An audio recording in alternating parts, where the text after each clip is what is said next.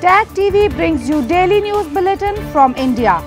Breaking news and views from India.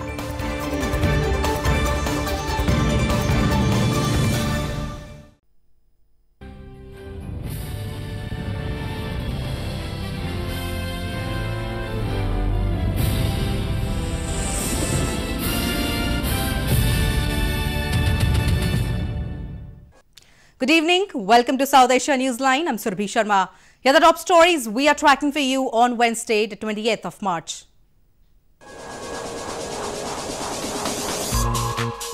Death toll climbs to at least 5 in building collapse in southern India.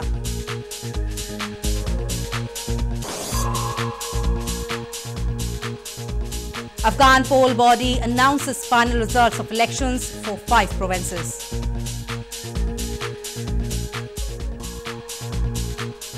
And Holi celebrations begin in India's Prayagraj with hammer procession.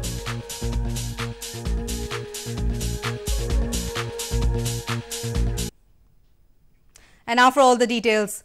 Death toll climbed to at least 5 on Wednesday in a building collapse which happened on Tuesday evening in Dharwad district of India's southern Karnataka province.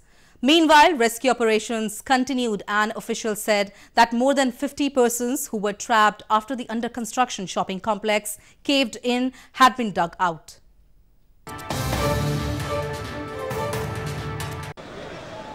Death toll rose to at least 5 on Wednesday in a building collapse in Dharwad district of India's southern Karnataka province. India's National Disaster Response Force meanwhile dug out at least 52 trapped people after the under-construction shopping complex caved in on Tuesday evening. Meanwhile, rescuers continued their operations to find out more survivors till the last reports came in. The injured are undergoing treatment at a nearby hospital, officials said. And government will not leave any stone unturned in the rescue operations and also the assistance. The government, the district administration has taken immediate action in putting the services of all the concerned to rescue the situation. According to local media reports, the building was under construction for the past 2 years. There is no official confirmation yet on the reason behind the collapse. Building collapses in India are common, aggravated by the use of poor building materials, substandard maintenance practices, and unprofessional work skills. Moving on, American scholar Christine Fair, during an event in Geneva, recently said that the China-Pakistan Economic Corridor is a geostrategic project for China to strengthen its own military prowess. She categorically questioned the repercussions of the project, which activists have long blamed is illegal and is a death call for indigenous people in Balochistan and Gilgit-Baltistan.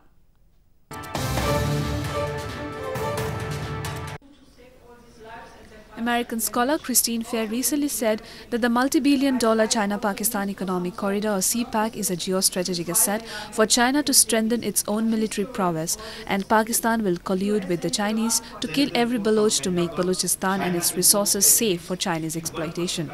Speaking during an event on the sidelines of UNHRC's session in Geneva, Fair categorically questioned the repercussions of the CPAC project in Pakistan, which has witnessed a rise in human rights violations since its launch.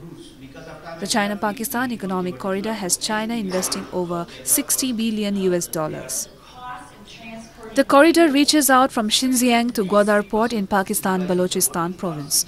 Activists have long blamed the security forces have been given a free hand to eliminate voices against this project. If you look at the map, you bring stuff into Gwadar, it has to move to Karachi, and then it has to go north. So why not simply move things to Karachi, right? It doesn't make any sense economically. And so scholars like myself, we think that this is really geostrategic, right? This is about the Chinese being able to get a military hold at Gwadar. Activists have long blamed that CPAC is illegal and that the indigenous people of Balochistan and Gilgit-Baltistan, from where it passes, have been stripped away of their natural resources.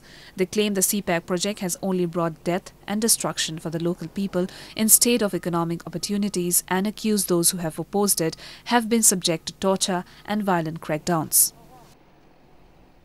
In news from Afghanistan, Afghanistan's Independent Election Commission on Tuesday announced the final results of the parliamentary polls for 5 provinces held last year. Announcing the results, the poll body said the results of the remaining provinces will be announced within the next few days.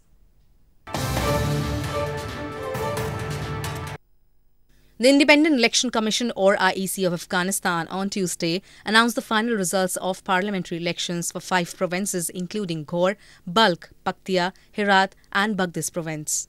The announcement came 2 weeks after the new commissioners were sworn in to lead the poll body following the dismissal of former officials over allegations of fraud and widespread irregularities in last year's parliamentary polls. Announcing the results, the new IEC chairperson Hawa Alam Nuristani said the results of the remaining provinces will be announced within the next few days. So far, the IEC has announced the results of the parliamentary elections for 22 provinces out of 34. Parliamentary elections in Afghanistan were held last year on October 20th. The poll body had to face strong criticism recently over poor management and delay in announcing the results. The former officials were dismissed over mounting pressure for systematic reforms. More news from Afghanistan. Afghanistan's presidential candidate General Nurul Haq Ulumi has warned to resist any kind of fraud and irregularities in the upcoming presidential elections in the country. The former Interior Minister said he strongly opposed the idea of the establishment of an interim government in Afghanistan, adding that peace with the insurgents should be sealed alongside the present system. Presidential candidate and Afghanistan's former Interior Minister General Nurul Haq Ulumi on Tuesday warned to resist any kind of fraud and irregularities in the upcoming presidential elections scheduled for July 20th. Ulumi said that he strongly opposes the idea of the establishment of an interim government in Afghanistan, adding that peace with the insurgents should be sealed alongside the present system.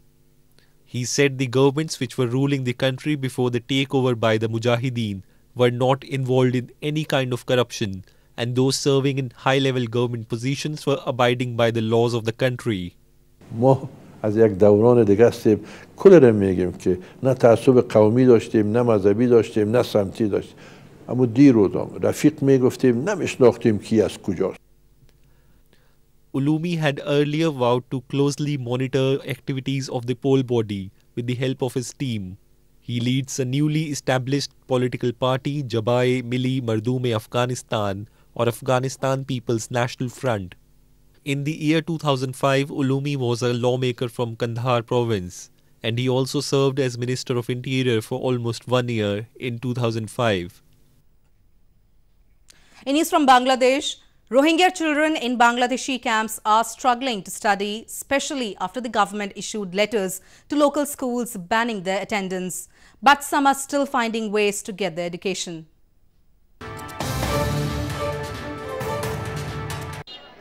For years, Bangladeshi schools have quietly admitted some of the Rohingyas who live as refugees in sprawling camps on the country's southern coast and whose numbers have swelled to more than 1 million since violence across the border in 2017. But the new influx has tested the hospitality of the Bangladeshi government, leading them to apply tighter controls on the population.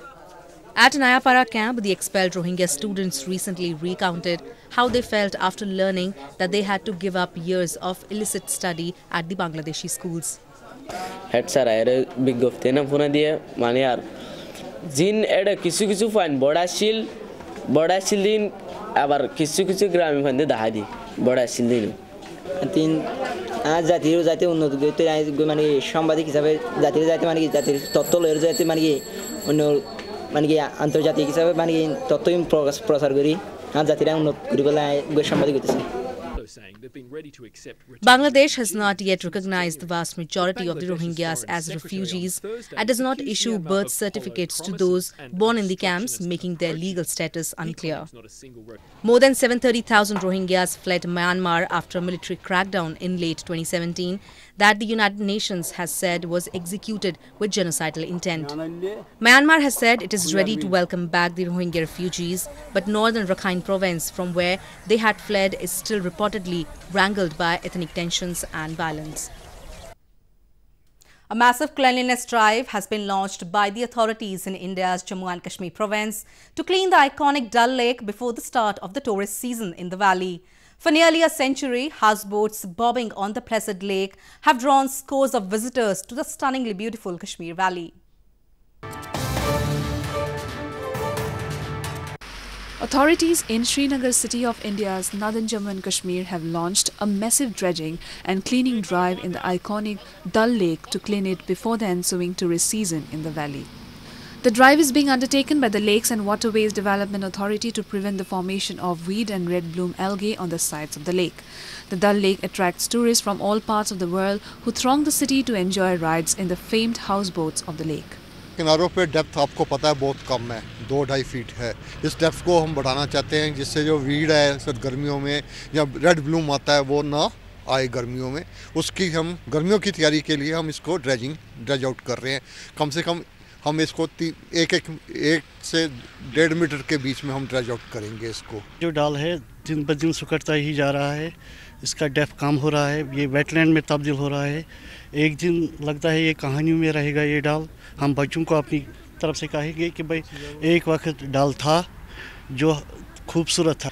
Studies have suggested a gradual decline in quality of the lake water for past few decades because of sewage drains and diffused runoff emptying in it.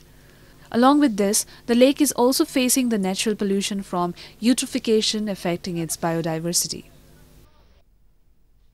A 3-day-long special prayer session was recently organized in India's northern hill town of Dharamshala to pray for the long life of exiled Tibetan spiritual leader Dalai Lama.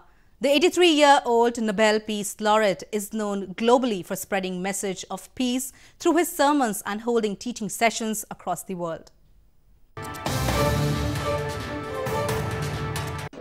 A 3-day-long special prayer session was organized in India's northern hill town of Dharamshala to pray for the long life of exiled Tibetan spiritual leader Dalai Lama. Scores of devotees hailing from across India and abroad gathered at the main Buddhist monastery in Dharamshala to take part in the special prayer session. Nobel Peace Laureate Dalai Lama is known globally for spreading message of peace through his sermons and holding teaching sessions across the world. We're having a 3-day prayers for His Holiness long life, So the people come over here, get over here for the prayers. India is home to almost 100,000 Tibetans. Dalai Lama has lived in India since fleeing a failed uprising against Chinese rule of his homeland in 1959. A government of exiled Tibetans and tens of thousands of refugees are also based in Dharamshala in India's northern Himachal Pradesh province. The celebrations for the Festival of Colours, Holi, began on Tuesday in India's northern Uttar Pradesh province, with people taking out processions and holding special prayers to mark the festivities. Holi brings together people from all classes and age groups as they play with colours, distribute sweets and dance together to celebrate the festival.